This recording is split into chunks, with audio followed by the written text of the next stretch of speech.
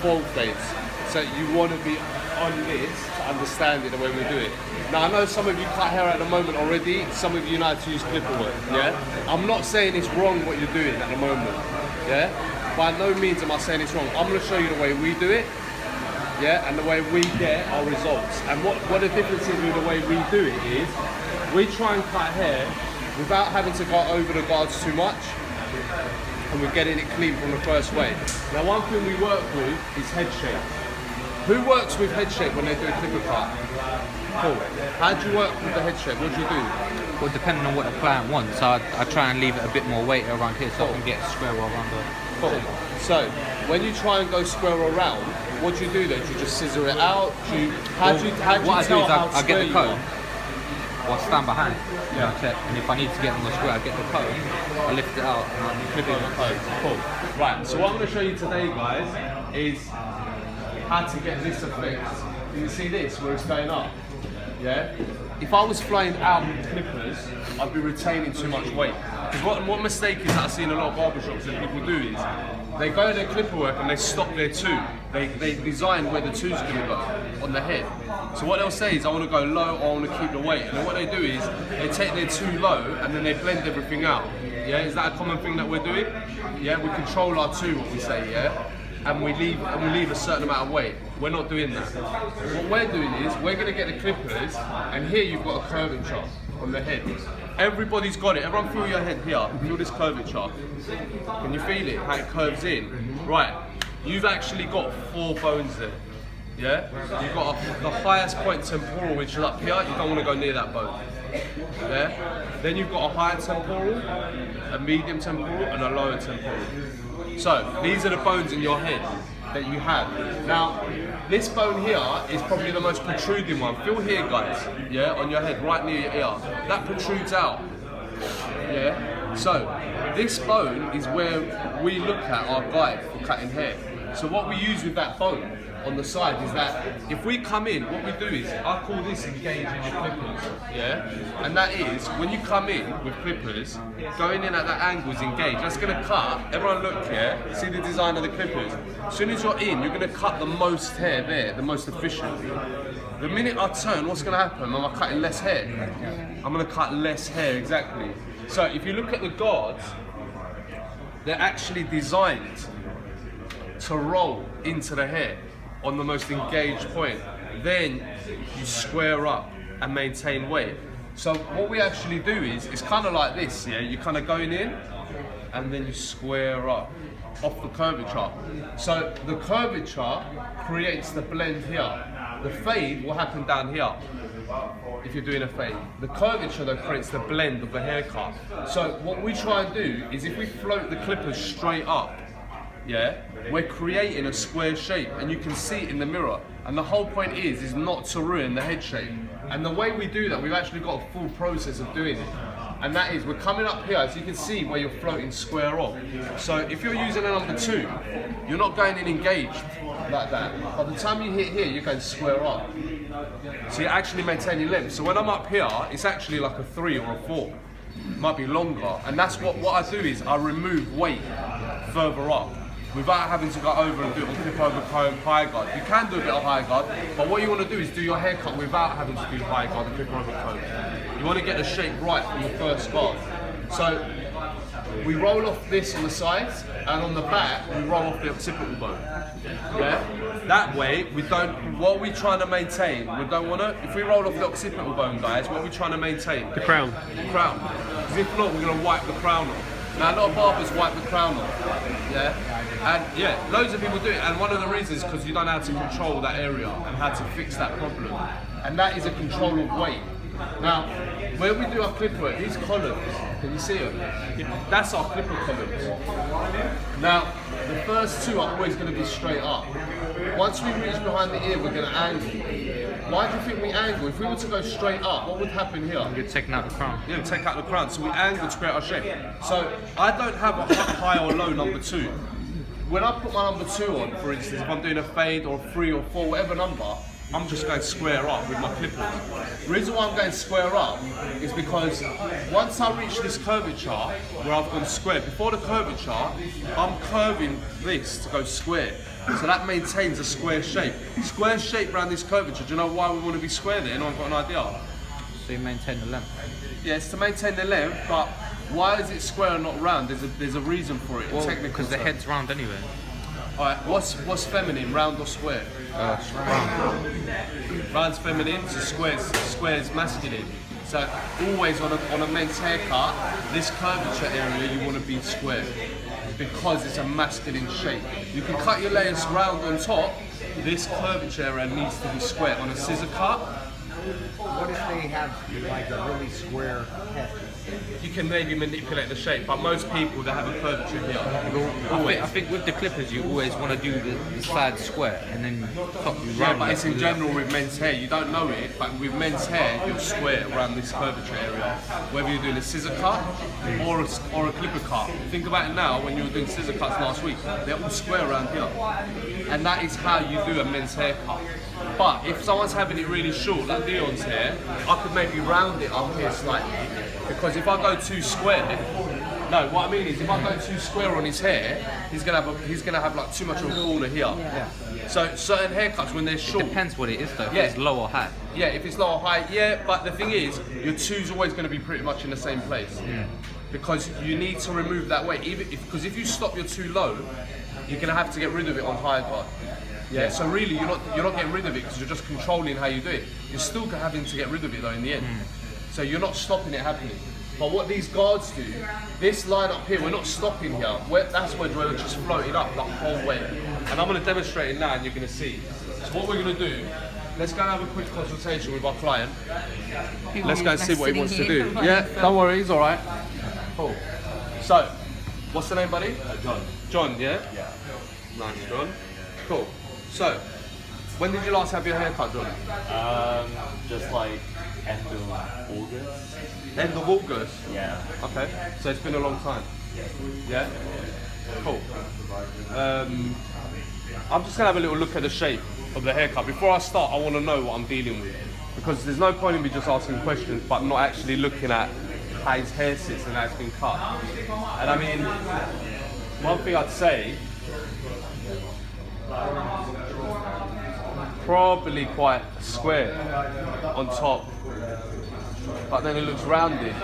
This side, it drops in really quickly. It's because of the clipper work it's connected. This side's actually disconnected. And the way I can tell that straight away is I'll comb everything over to this side. Does everyone know what disconnection is, yeah? So straight away I can tell that it's disconnected on this side. So what we want to do, I want to look at quickly growth patterns, how it grows, what angle. And one thing I noticed already is that this is puffing out. So for me, I can already tell I want to wash it before I cut this hair. Because if I cut it like this is going to be a problem for me. And it's not going to make my clipper work clean, and I'm going to have to go over it after if I do my clipper work first. I'd rather get it clean and start now, fresh. So, the next point that I want to know is, were you happy with your last haircut? I don't know. I just typically don't You don't really know. Cool. Have you got a particular haircut in mind today, or are you kind of free to open to doing? I'm free to Open, yeah, to do what? Yeah. Okay, cool, perfect. Straight away, brilliant customer. 'Cause we can kind of do what we want now. We can advise him. That's what you want to do with your customer. So.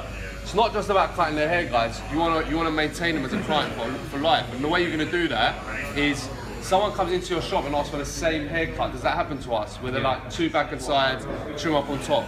It's fine. You can do that haircut, but if you don't offer them the option to change, one day someone else is going to change it for them. And because you don't offer that option, they might want to change it, but then it becomes a situation where they're worried to ask to change their haircut because they're not used to it. Yeah, they don't know what to They don't ask. know as well. Yeah, because they don't know. But then if you tell them, let me advise you, if you do a haircut and it looks good, guess what? Who's going to be the person that they're gonna love to cut their hair all the time? You are. Because if you've made them, they go to the barber, why? To look better. Or the hairdresser, they want to go and look better. If you advise them how to look better, they're going to come to you straight away.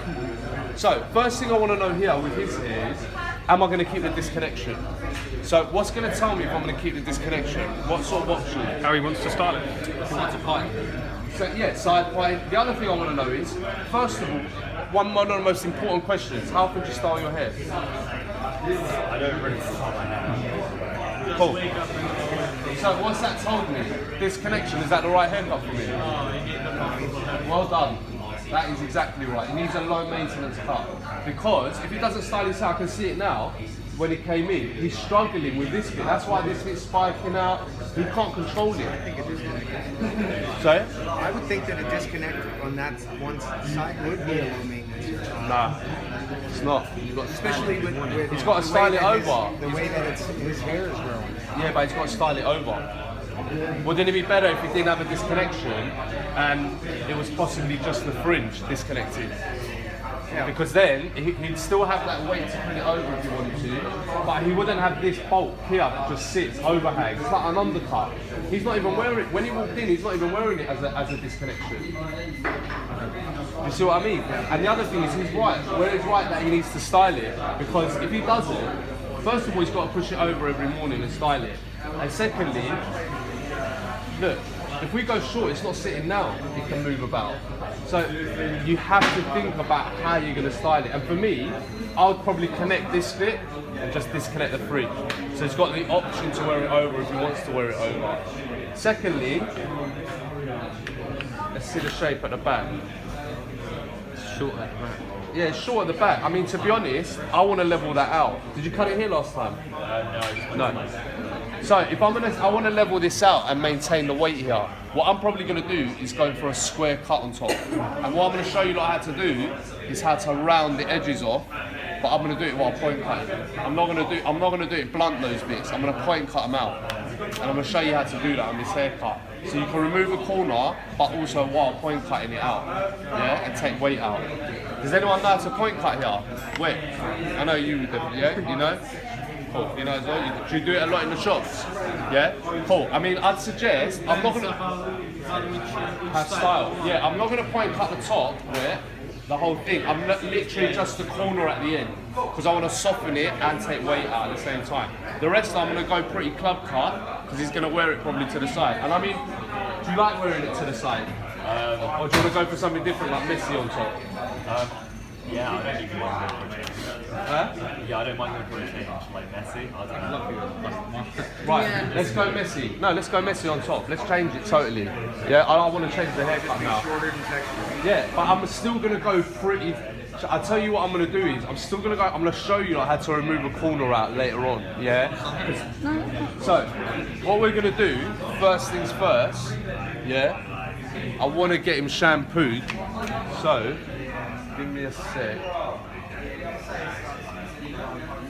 Cool. What we want to find out quickly before we start is, how short do you go on the sides on like 2.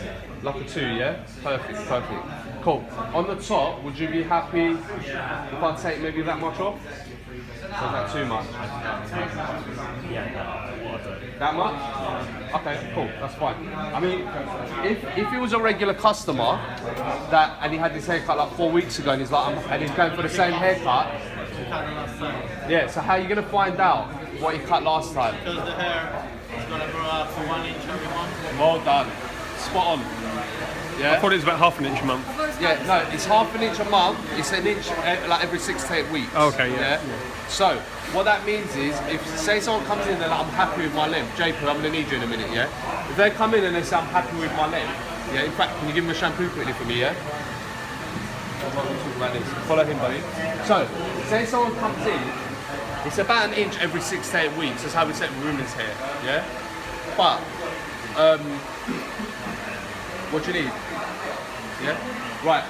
So it's about 6 to 8 weeks. So, say someone comes in, because a lot of times we have feedback from customers, and this probably happens in your shops. So it's a good way, because we get the feedback, you can learn something from this. So, people come and they say, when they show me the top, and they say, do you want this much off? They say, I don't really know what they mean. Because they don't understand. They don't... Yeah, they don't know. Sometimes they go no more, and they go no, I mean They like want less, they yeah. mean they want more hair. Yeah, they want so more less hair, off, yeah. But they say, but they don't know the I get it. difference, people. So the point is, if someone comes and they tell you my hair was too short last time, you ask that question, when did you last cut it? And they're like, a month. And you're like, right, you had it a month ago, it was too short. So I can't take half an inch off. No. I've got to take a quarter of an inch. Because if I take half an inch, he's going to say I've cut his hair too short. But if I just show him and lift the hair up, he doesn't know.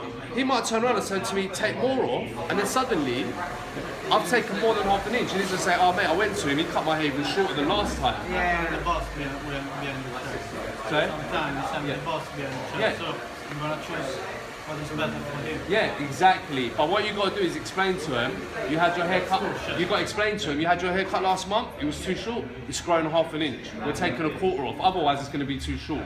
You put it to someone like that, they're not going to argue with you. Do you know what they're going to think? This guy knows how to cut hair. Yeah, they know what they're talking about. They're going to believe you and trust you. But if you do it the other way, what you risk is you risk someone getting a bad haircut, giving you a bad name. You know that, and this is facts. You give someone a bad haircut, do you know how many people they tell? 10. 100. No, they tell 10, and those 10 tell 10. And that's It's not they 100. tell everyone. Yeah, it goes to 100. Yeah, but they tell everyone basically because they don't like it. If they like a haircut, how many people do they tell? One, Couple, 3 or 4. 3. It's 3. Rough. It's 3. They say. Yeah. Now, it's not the point of the numbers. What it is, what the point is that it shows you is that if you like something, you're not going to tell everyone. Do you know why? Because you want to keep it exclusive. Exactly. Because everyone's going to go there. Yeah, like if you go and get something done well, you don't want all your mates going to the same place where you go shopping, for instance, and buy all your clothes from. So everyone's going to look like you, right? Same with a haircut. You don't want all your mates going there and getting a haircut from the same place because they're all going to look the same. But you do something bad, like someone goes to a bad restaurant and they get a bad meal, they tell everyone. They go, they're going to be like, oh, I've got the worst meal, they didn't cook my steak right, they're going to do this and that. When they go and get a nice meal that they like, sometimes they don't tell anyone. Yeah, same with your haircut. Same thing. So you got to think is, you're only as good as your last haircut. So what walks out when you do a haircut, that's a representation of your work and how you cut hair. So that's how you're going to maintain clients and keep them forever.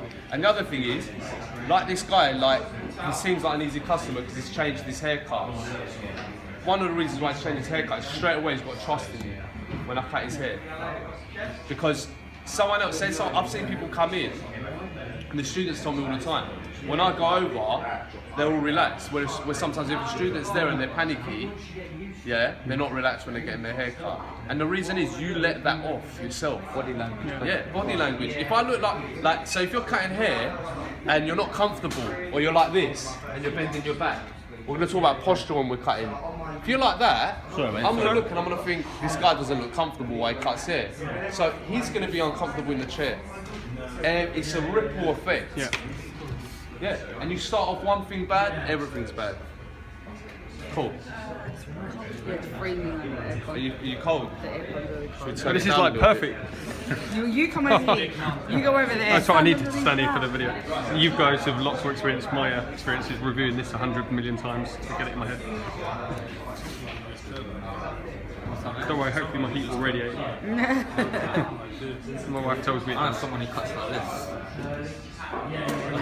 Yeah, I don't know how, because that's the most uncomfortable way to cut hair. Yeah, I've but seen people do that.